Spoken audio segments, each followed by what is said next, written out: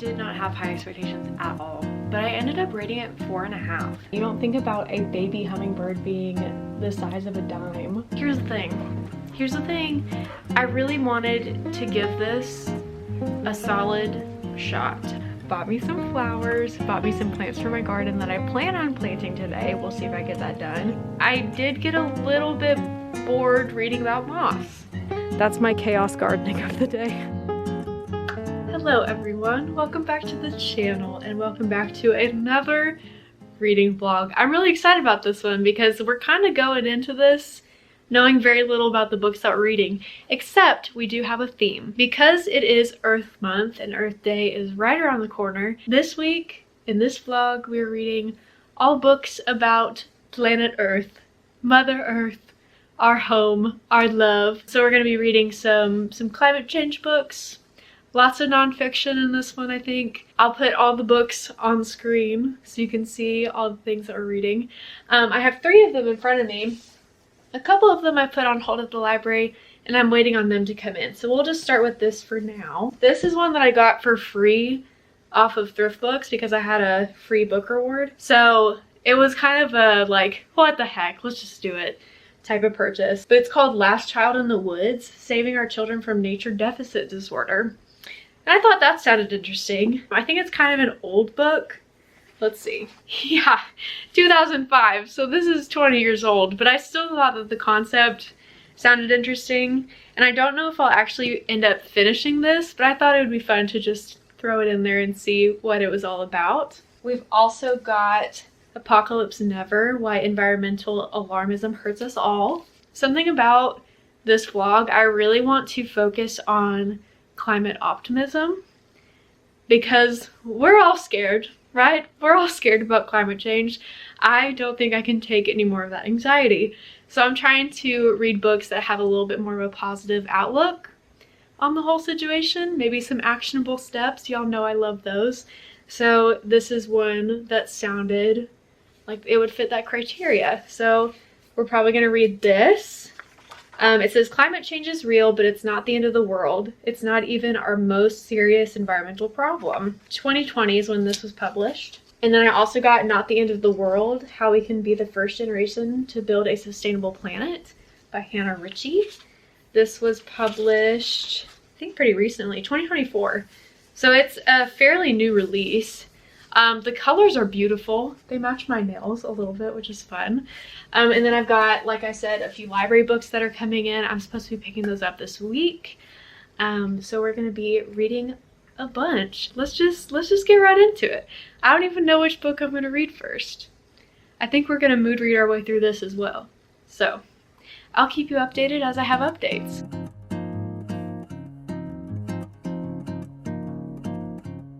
I actually went ahead and started Last Child in the Woods yesterday, and I've made significant progress. As you can see, I'm a little over halfway through, and I wasn't sure what to expect with this, considering it was originally published in 2005, updated in 2008, and it's extremely academic.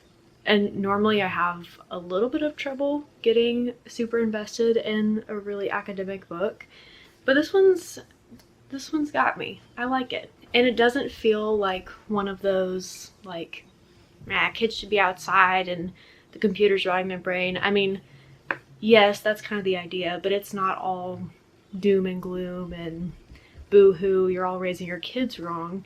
It's just, you know, drawing a correlation between positive character development and being in nature.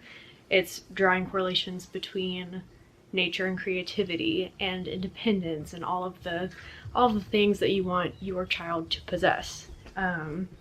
So it's good so far. I really like it. It critiques both sides of the political spectrum a little bit too, which I appreciate. So it doesn't feel super one-sided, at least not at this point. And considering I'm over halfway through, I would say that it's pretty bipartisan as far as politics go. But I'm liking it so far, so that's the update on that. I doubt I'll rate it like 5 stars or anything crazy like that, just because it is so academic, but it's a good academia book. You know what I mean? So I'll let you know when I finish this and what my final rating is. But until then, go outside. Go play in the sun.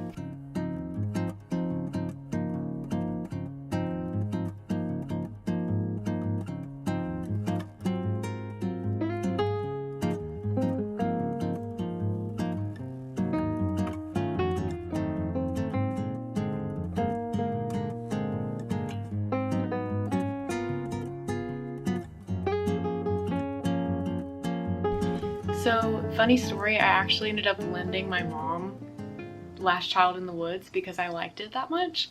Was not expecting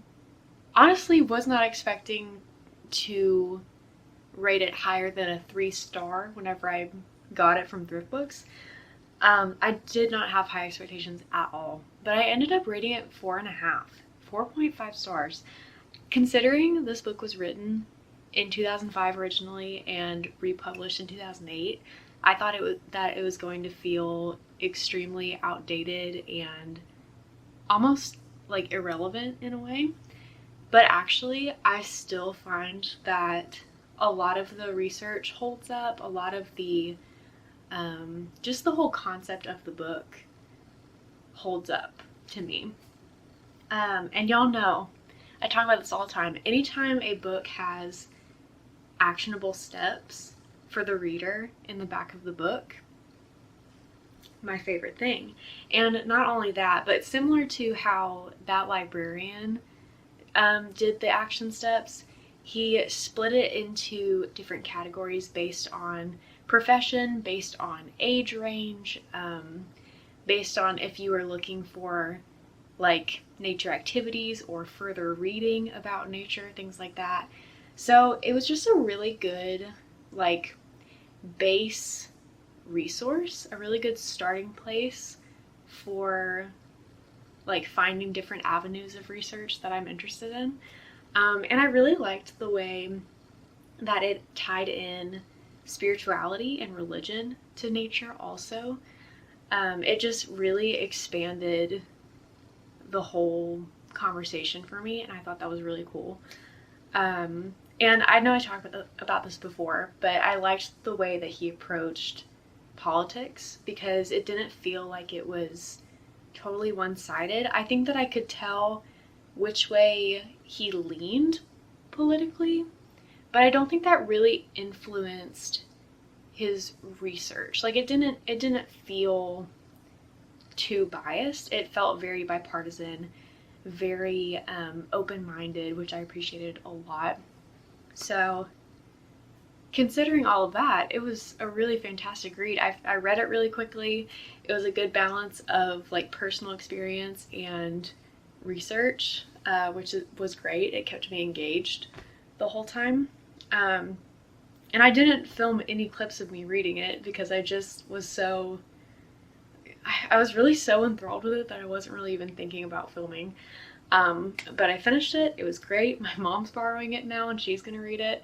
And now I'm moving on to my next books, which I just got out of the library. I picked up my holds yesterday.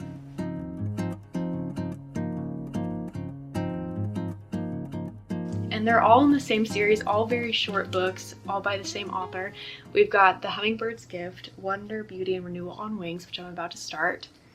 The Hawk's Way, Encounters with Fierce Beauty, and What the Chicken Knows, a new appreciation of the world's most familiar bird, all by Sy Montgomery, who apparently has written a lot of nature-related books. So I'm really excited. If I end up liking these, which I assume I will, I'm excited to dive into the rest of Montgomery's works, or backlist.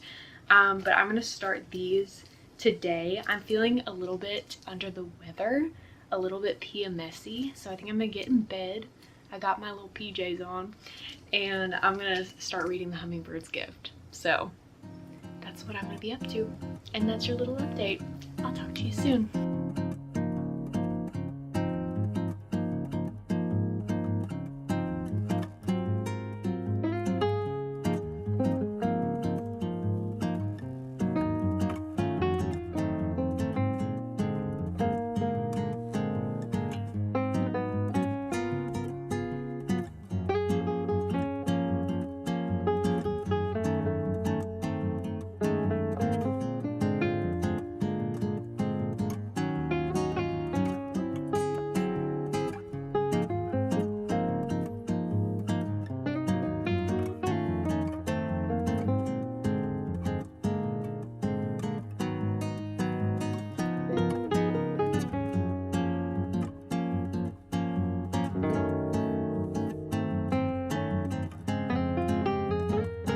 Okay, I have finished all 3 of these Birdology little, I guess novellas is what you could call them. They were originally all separate chapters in the Birdology book, starting with The Hummingbird's Gift, then The Hawk's Way, and then What the Chicken Knows. My favorite by far was The Hummingbird's Way. It was so beautiful. And I learned so much about hummingbirds. I had no idea how fragile they were. I mean, it makes sense because of how small they are, but you just don't think about stuff like that. You don't think about a baby hummingbird being the size of a dime and how small their nest is and how vulnerable they are, like all the way through their life. This is about the rehabilitation process of 2 baby hummingbirds, and it is absolutely beautiful. 5 stars for this one. And then you move on to The Hawk's Way, and this one didn't appeal to me as much because it's a bird of prey. It's violent. It is not relational. You can hear the wind blowing from outside my window. It is gruesome, but it's also powerful and fierce and empowering, and such a cool picture of sacrificial and selfless love, because Sai's relationship with falconry really showed her, like, hey, you don't have to love something or show love to something just because you're going to get love in return. Hawks, they do not have relationships with humans. They're not going to cuddle with you. They're not going to love on you, even if you raise them from birth. They're always going to have that prey drive, that predatory instinct. So she really learned how to love these birds and appreciate them without having that relationship aspect, that like give and take. So that was really cool to see and cool to learn about too. Hawks are scary. Oh, and I rated this one 4 stars. I liked it a little bit less, but it was still really, really good. Then What the Chicken Knows was the one that I was the most anticipating because I, as you know, have chickens. And I wanted to know everything that she had to say about chickens. I didn't like it as much as The Hummingbird's Way. I rated it 4.5, but it was still really, really cool. And I don't think that I showed any pictures, but I love how many pictures are in these. They're already short books, so you don't really expect to see a whole lot of pictures in here. But in the middle of all 3 books, she had a little collection, I don't know if I showed you this one already, of pictures, and I just thought that was really cool. But as opposed to the hawks not having relationships with humans, chickens are extremely relational birds. They recognize their owners, their neighbors, the other chickens in their flock. They know where home is after 24 hours of being there. They're really amazing and sweet birds. Now roosters, that's another story. They can be a little chaotic, a little bit violent, but they need to be in order to protect the hens in the flock. So yeah, all 3 of the books were amazing. They were all at least 4 stars. I would say overall, I would give this series a 4.75 if I had to like put together the average of all of them. I feel like that's what it'd come out to. I don't really know math that well, but they were incredible. So highly recommend, especially if you're like in a reading slump. You should pick these up because they're so short. They're all under 90 pages, and some of those pages are just pictures. So it really, you can finish it in one sitting if you want to. You can read it over a weekend if you really want to like absorb everything that she's saying, because they're written very poetically, and some things that she says in these books are really honestly profound. And I really enjoyed them so much. I want to purchase them. I also want to read literally everything else that Montgomery has ever written. I would like to read The Soul of an Octopus. I would like to read the book that's about turtles that I can't remember the title of. There are several more that caught my eye just looking at her her bibliography. And she also, in the backs of these books, includes other resources for further reading on all of the subjects. So very cool. On to the next.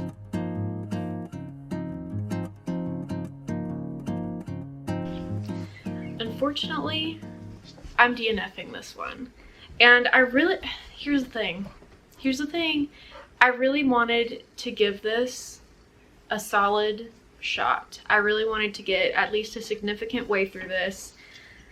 And I did. I got over halfway through.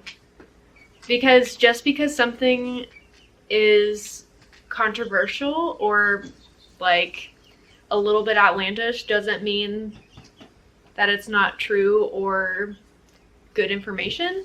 But the thing that I am discovering as I dig into this author a little bit is that while he doesn't subscribe to any certain political leaning, like he's an independent, he certainly has a high view of capitalism, and also he's a nuclear power lobbyist. So no fucking wonder he's promoting nuclear power as the only way to save the planet. Oh, okay. Okay, so you're selling something. Got it. And let me tell you something else that lost me. Chapter 5, Sweatshops Save the Planet. You're losing me, Michael. You're losing me. I just don't think so. I understand the standpoint that economic development can further increase the access to the sustainable tools needed to conserve the environment in impoverished countries. Like, I understand what he's getting at, but sweatshops just don't save the planet. He's talking about Elon Musk in chapter 9, Destroying the Environment to Save the Planet. And in this chapter, he quotes Musk as saying that he has the only path forward to save the environment and to create reliable energy, reliable and inexpensive and accessible energy. And anytime someone claims to have the only path or the only solution to a problem, I'm already skeptical, because you're just selling something at that point. You're just trying to get me to buy your solution because you're claiming that it's the only way. And Michael says in the chapter Saving Nature is Bomb about nuclear energy, he says only nuclear, not solar and wind, can provide abundant, reliable, and inexpensive heat. And that's when I was like, okay, there it is. There's the agenda, folks. Maybe we shouldn't be putting a lot of stock in this man's opinion. And apparently there's been a lot of controversy about him and how reliable his claims are and how reliable his sources are. He leaves a lot of questions unanswered in interviews. He twists a lot of things. So while I do think this book has some interesting conversations and some solutions that I think are worth looking into, I do think he is more biased than he lets on. And he's certainly not a scientist. He's a politician. Like, he ran for, I think, governor of Vermont. I don't trust this man. So I will not be finishing this. I think if I were to finish it, I would probably rate it like 2.75 or a 3. But we're gonna call this a DNF. Which is unfortunate because I purchased it, but at least I got it secondhand.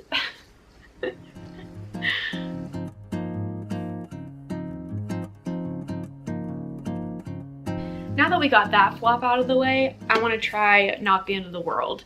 This one, I don't know anything about Hannah Ritchie. But apparently she's a lead researcher at Our World in Data.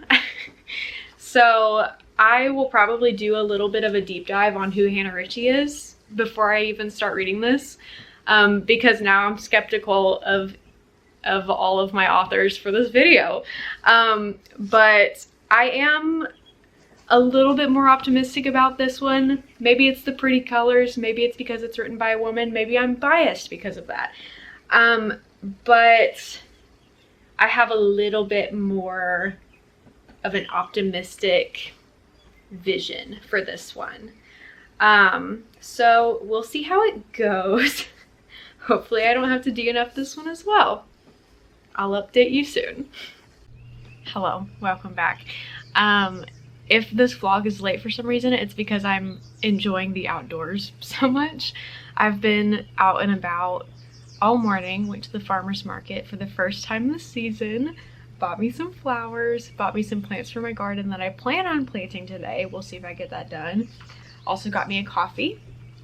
So really just thriving this morning, like really just enjoying my life so much. So if this vlog is late, I'm sorry. I'm just frolicking, okay? I'm just being, and I'm loving life. But update on the book. I'm liking it a lot more than the last one so far, which is great. I think this one has, honestly, I feel like it has more data, even though the other book felt really info dumpy. Like there was a lot of info in the other book, but it was laid out in such a way that I wasn't able to absorb any of it. Cole's about to start chewing on her bone and it's gonna piss me off because she knows that I'm filming. Here it goes. Anyways, this one also has like charts and graphs, which makes it a lot easier to see the data visually, which helps me a lot when it comes to absorbing it. This is also, so far, not pushing one solution to the climate crisis, whereas I felt like the other book was. Also, Hannah Ritchie, not a politician, which makes this feel so much more credible than the previous book. I think she's doing a better job saying what the other book wanted to say. But, you know, I still have a pretty large chunk of the book left to read, so this could go downhill really quickly. Who knows? I hope not. I'm sure I'll have some critiques of it, but we'll just see. We'll just see. But I think my favorite thing so far is that she is not trying to sell me a single solution, because that is something that I have a problem with. So good so far. I don't think it'll be a 5-star book or anything, but it's definitely better than the last one. So I'm gonna start reading and hopefully update you pretty soon. Okay, book is done. Book is finished, and I really liked it. I don't think that it was perfect. It's not 5-star material, but it is definitely a good jumping off point. It's a good place to start, I think, and it is pretty optimistic. It definitely still highlights the climate crisis as a crisis.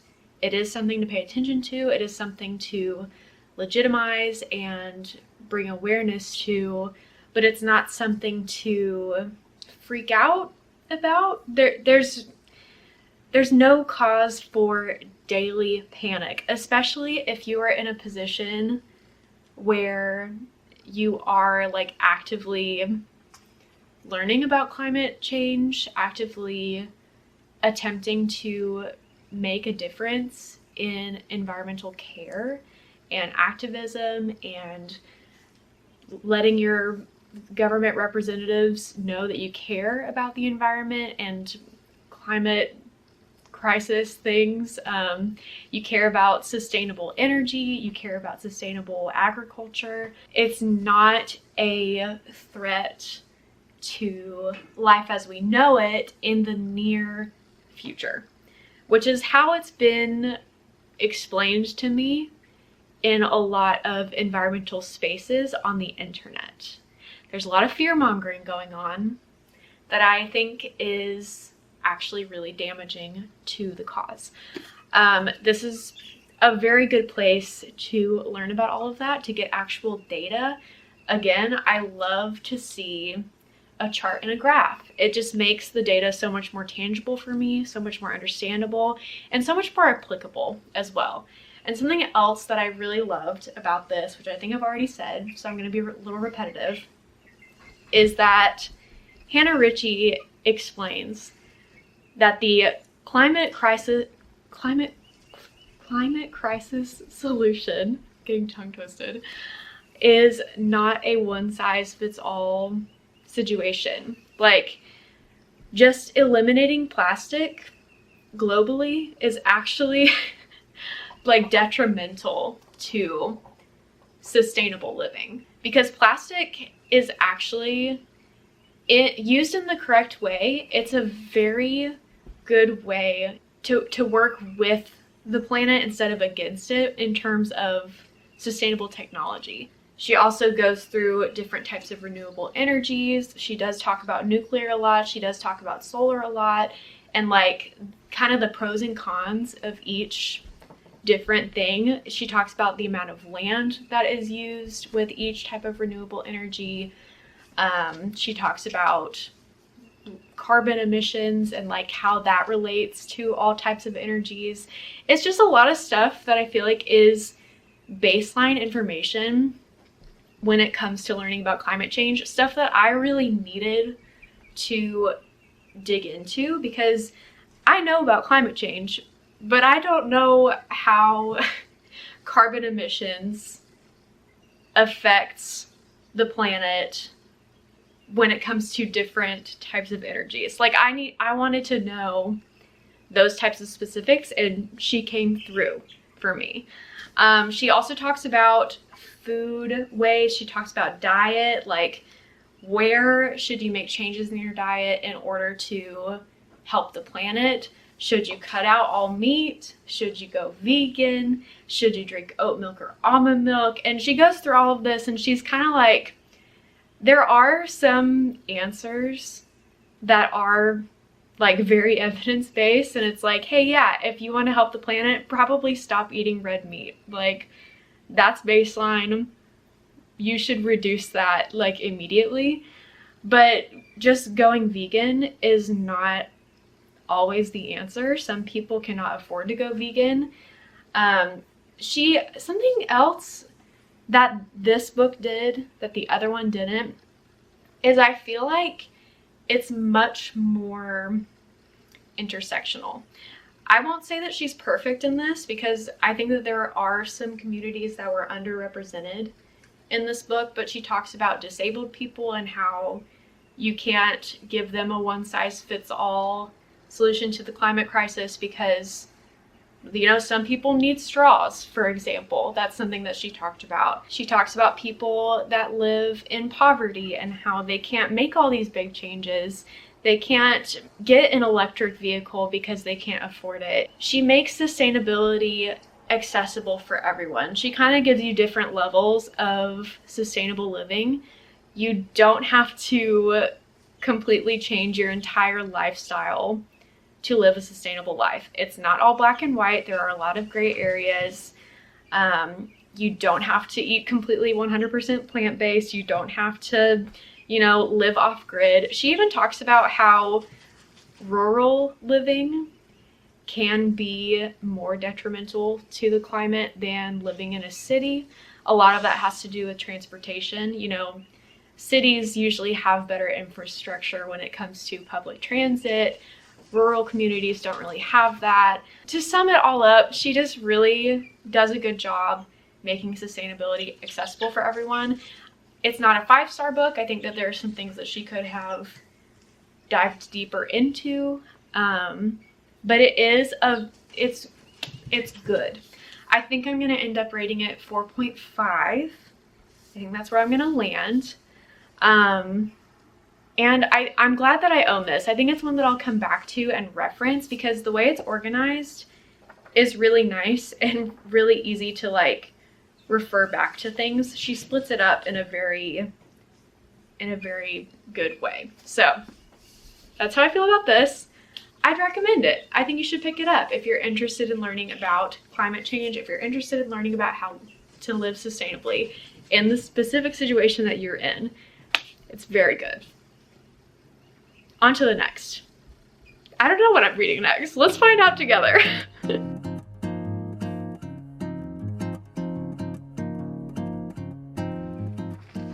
Here's another book for us. Of course I had to include Robin Wall Kimmerer. Of course I did. Did you really think that I was gonna do a vlog with all of these earth-related books, all of these nature-related books, and not include Miss Robin? Who do you think I am? So we're gonna read Gathering Moss. I got this from Thrift Books. Not my favorite cover of this book. I'll put another picture of a different cover up here so you can see how beautiful it is. But y'all know I love Robin. She writes so poetically and so beautifully about nature, and I'm excited to learn about moss. So that's what we're going to be doing for the next couple hours probably. This is a teeny tiny book. I feel like I'll be able to finish this in pretty close to one sitting, but I do need to eat lunch, so we're going to do that first. I'll update you soon. Welcome to the garden. I just planted all my farmer's market finds. We're going to try our best to avoid our friendly pollinator wasps, but I'm going to show you what I planted today. All right, here's the first garden. We have this one over here too, but haven't done anything with that because there's like a colony of ants in the dirt. We'll have to figure out how to fix that later. But we've got basil, a couple of different lettuce plants, butterfly weed. This one actually came back from last year, which I'm very pleased about. And then the middle, from sweet to hot pepper, we have all the peppers. Bell pepper, salsa pepper, cayenne pepper. And then back here we have a pickling cucumber, some tomatoes, and a different variety of tomatoes. We did the mortgage lifter tomatoes last year and they were so good. These ones are Homestead tomatoes, and those are new to me, so I'm excited to try those out. But that's everything that's planted here. I have a few things in the pots that I will show you as well. I know the wind is blowing, so I'm so sorry if the audio is bad, but that's what you're going to be dealing with when you're outside, okay? So these are extras from the farmer's market that I'm taking to my mom's house. These came from the farmer's market, little German chamomile plant. I've heard that they're kind of spreadable, so I didn't want to put them in the raised bed with everything else. These are milkweed seeds. Have not gotten any sprouts yet. Marshmallow. I'm not really sure what this is. It was echinacea, but whatever's growing back doesn't look like echinacea. So we'll just see what happens. This is nasturtium, I think is how you pronounce that. This is a pepper or a radish of some kind, and this is also marshmallow. And then we've also got stuff over here. I planted strawberry roots in that one. Not sure how that's gonna go. I've never planted just roots before, so that's very experimental, and I've forgotten what all of those are. But they're all pretty much the same seeds that were in these pots. So as soon as they both come up, I'll know what each of them are just by matching them. So that's my chaos gardening of the day. All right, guys, I've finished Gathering Moss and realized that this was her first book. Why did I think that this came out the most recently? I'm not sure, but this was originally published in 2003. What the heck? How did I not know that? It was very good. I enjoyed it. I have never cared more about moss, I can confidently say. I can also confidently say that it's not my favorite book of hers. I think that much is obvious just because of how niche it is. Like, it's about moss, okay? It's about moss. And it's very short, so there's not gonna be like a whole lot of profound knowledge in here. At least that I'm like particularly interested in. There are still some parts in here that are very profound, but nothing compared to Braiding Sweetgrass, for example. So I ended up rating this 3.75 because while I did really enjoy it, I did get a little bit bored reading about moss. And maybe that makes me a bad person, but I don't think so. Like I said, there are still plenty of things that I gleaned from this. Of course, she talked about the web of reciprocity, which is like her thing, and I love that about her. She talks a lot about Indigenous knowledge and the way that Indigenous communities learn from nature, which is something that I love to read about. I think it's so inspiring and so important. I think that it's a really important perspective to have and to appreciate. So I appreciate her for sharing it with us. This will be the final book in this video. So let's do a little recap. What do you say?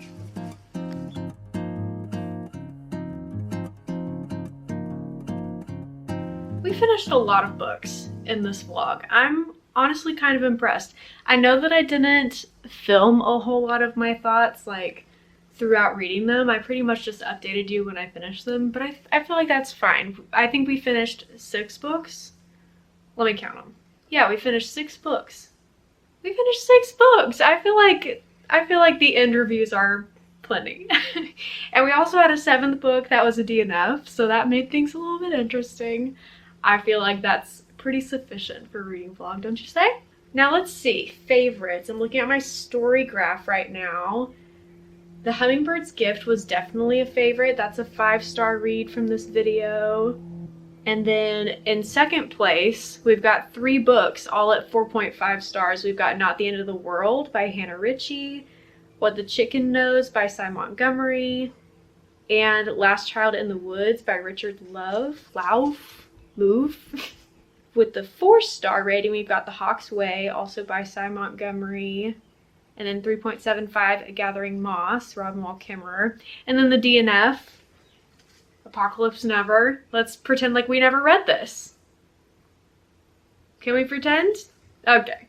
So I feel like that was a very successful and very fun little reading vlog that we did together. I love reading about nature and animals and especially birds, and I just really enjoyed this so much. So thank you for indulging me and listening to my thoughts on all these books. Let me know if you have any book recommendations in the nature realm, because I'm definitely interested in reading more. I have a whole list that I've compiled of books that I want to read on this subject. If you'd like me to do another reading vlog compiled of nature books, let me know.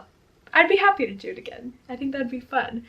But for now, this is the end of the video. I'll see you next Thursday. I don't know what we're doing, but we're gonna do something fun, I'm sure. So, thanks for being here. Subscribe if you want to see more. I'll see you later. Bye-bye.